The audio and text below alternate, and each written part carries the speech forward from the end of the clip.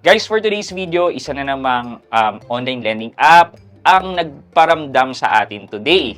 Kasi sabi niya, up to 60,000 daw yung pwede nating mahiram. Parang laging ganyan yung mga pang-akit ng mga online lending app. Parang higher amount na pwede nyong hiramin. Ito naman, this time 60,000 daw. At one valid ID lang daw ang kailangan.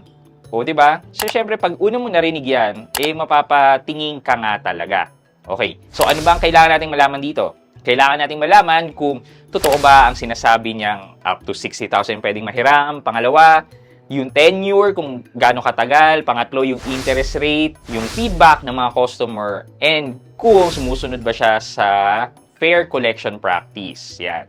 So, yun yung titingnan natin. Kasi parang sa 60,000 tayo, isa lang valid ID lang. Totoo ba na 60,000? Isang ID lang at walang proof of income na kailangan? Well, samahan niyo ako pag-usapan natin si Pera Ubag. So sit back and let's discuss. Coming right up.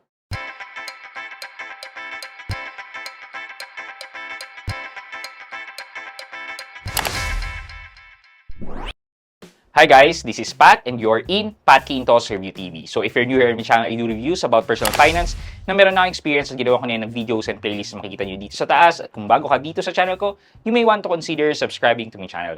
Okay, nasabi na natin yung information ni Pera Ubag kanina. Let's go directly na sa website ni Pera Ubag and i-check natin kung ano yung mga sinasabi ni Pera Ubag sa kanila. Okay, so ito si Pera Ubag. Peraubag.com. So sabi, our loan app is designed to make your life easier. Wow, it's a big word, easier. Paano? Okay, we're always here to help you. Meron daw siyang higher credit limit at a maximum credit limit of 60,000. Maximum naman pala eh. Fast disbursement, as all OLA says, secure and confidential. Okay, ito daw yung kanyang registration under SEC. So yan, which is, ito na lang din under SEC website. Okay, and then click natin yung about para makita natin kung taga saan sila. Okay, parang ayaw magpa-call. So, ano pa makikita natin? Wala na. Okay, so punta na tayo dun sa Play Store ni Pera Ubag, which is ito. Ayan, nabuksan na natin siya. Currently, si Pera Ubag ay may 4.7 star rating at 23.6k reviews. So, sisilipin natin yan later on. Tapos muna tayo dito sa about description ng Pera Ubag. So, Pera Ubag is launched by a company called Got It Lending Incorporation na may SEC number na yan. Okay. So, sabi dito, ito, maximum loan amount daw sa Pera Ubag ay 20,000 pesos. Pero, parang ang gulo, di ba? Sa website, 60,000, dito, 20,000. Tapos, ang loan term daw ay 91 days to 180 days. May maximum na interest rate na 10% na napakababa. Sobrang baba nito. It's already competing with other banks. Yung ibang banks pa nga 15% per annum eh. And then merong 18% and 20%. So ito, sobra pa niyang ginalingan at 20% lang yung maximum na APR niya. If I remember it correctly, si BPI ang may pinakamababang interest rate na na-review na natin at less than 15%. Ito sabi niya 10%. Natalo pa niya ang mga legit banks, di ba? Okay, service fee upon disbursement. Oh, so yun lang, merong 10% na service fee. Oh, for example daw, meron daw loan na 10,000 for 6 months. Yan. And then ang annual interest rate ay 10% per annum. So basically 10% yung service charge, di ba? So ang 10% ng 10,000 ay 1,000 pesos, kaya 9,000 na lang daw yung matatanggap. So i-compute naman next is yung interest rate. So, bali, ang mangyayari dito is 10% in 6 months, it would give daw na around 493 pesos lang na interest rate. So, napakababa. And then, ang monthly repayment mo will be 1,749. Check natin, 1,749 times 6 minus 10,494. Sana ganito lahat ng mga online lending apps na napakababa. Daw. Okay. Paano ba natin to makikita kung tama ang sinasabi niya? Well, titingnan natin siya by the customer reviews. Select natin yung newest rating. Ito, sabi niya 4 star. Good. Sabi niya, good fast. Very satisfied. 5 star. Sana totoo. Oh, di ba? Ang tagal ng approval. Okay. Malapit na. Papunta na tayo doon. It's a nice lending. It's good, very fast, nice loan. Congrats. Easy to use. Ito naman, auto-reject. Legit app. Excellent. Waiting for good news. Easy to fill up. Malapit na tayo pumunta doon. Good choice. Thank you po. Sana maaprubahan at di nang haharas sa paniningil. O, dyan. Stop tayo dyan. Sana maaprubahan. Okay.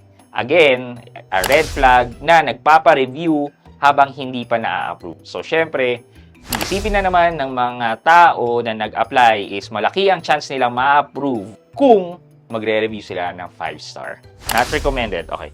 So, punta na tayo sa most relevant. Okay.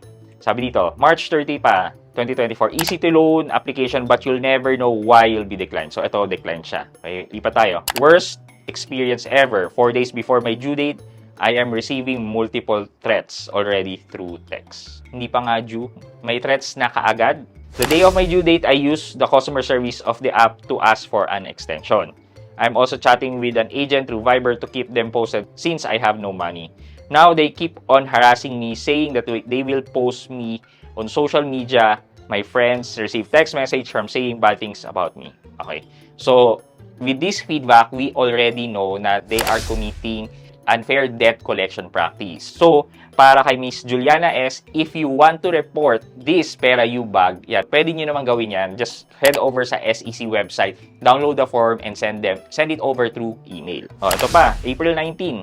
It's inappropriate to send messages with threats, even though the person have plans to pay his loan. Can't you have any consideration? Can't you even wait on his salary? And please, you have the so-called extension payment, and yet you can even deduct it from his loan. Okay.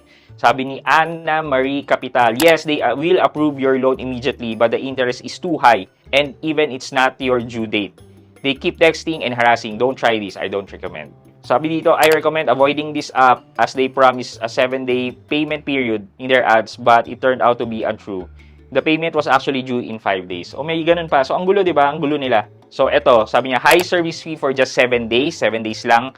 For the amount of 2,000 pesos, will disburse only 1,260 and need to repay the whole amount 2,000. Service fee is 740 and the interest is 91. So, kailangan daw may balik yung 2,000. So, nilagay lahat sa service fee yung charges. Pero since na APR ang tinitingnan natin, so kasama yung service fee. So, technically, 740 yung charges sa loan. So, ang gagawin natin, 740 divided by 2,000, makakuha tayo ng 37%. Divide natin yan by 7 days kasi 7 days lang daw. So, lumalabas na 5.29% per day. I-multiply natin yan sa 365 days, makakuha natin na 1,929% ang annual percentage rate niya. Sobrang taas ng cost of loan or yung service fee plus interest. Though dito pinapakita na walang interest, pero i-check natin yung galing naman mismo sa app. So, ito 1,500 yung binigay na credit limit and 121 days daw yung loan tenure. So, ito yung matatanggap na amount sa 1,500. It would only be 930 pesos. So, ito yung magiging repayment naman. So, first period is 1,485. Oh. So, halos lahat ng loan natin, lahat ng bayarin natin ay nandun sa unang installment. Tapos, tingnan nyo yung pangalawa, 15 pesos lang. E di sana binayaran mo na lang lahat. Medyo kalokohan yung installment niya. Real talk lang, binayaran mo lang din talaga in 7 days. Tapos, itong 15 na to, pag nakalimutan mo pa, magle-late pa to, di ba? Okay, dun sa, sa 1,500, calculate natin yan. 1,500 minus 930, it would give us 570 na service charge slash interest. And yan, i-divide natin yan sa 1,500. Ayan, 0.38 nga. Katulad ng kinalculate natin kanina, divide natin yan by 7 days. 5.43 times 365 days, it would give us around 1,981%. So, same lang ng na-experience ng customer and same lang nung galing sa app na tiningnan natin. Okay, kung i-compare natin si Pera You bag across all na na-review natin, makita nyo na nandito siya sa tabi ni V Plus and ni Zip Peso at 1,980%. Now, na nakita nyo na yung mga information na sabi ng review ng customer, may harassment, and then yung loan tenure niya, parang 7 days lang naman talaga. Yung in-advertise niyang amount, hindi naman yun yung nakukuha. Yung in-advertise niyang tenure, hindi rin yun yung nakukuha. So, most probably, meron silang concern with Truth in Lending Act, and dun sa unfair collection debt practice. Okay. Pero, given all that information, na makakahiram kayo at least 1,500 pesos, pero babawas na yung service charge, kayo na mag-decide sa inyo kung hihiraman nyo ba si Pera You Back. Okay, for our question of the day. Napansin nyo ba na parang templated na tong mga online lending apps? Parang pare-parehas ng features, pare-parehas kung paano maningil in tenure, etc. Kung oo, ano-ano yung mga nakita nyong lending app na talagang magkakamuka? And ano yung pinagkaparehas nila?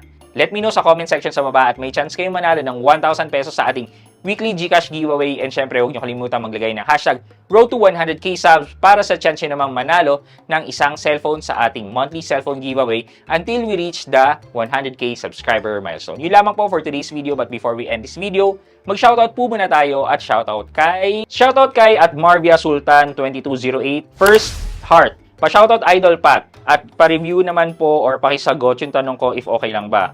Or okay pa ba na mag-saving sa Maya e-wallet ng malaking halaga for long term? Thank you po and God bless. At Marvia Sultan 2208, shoutout po sa inyo.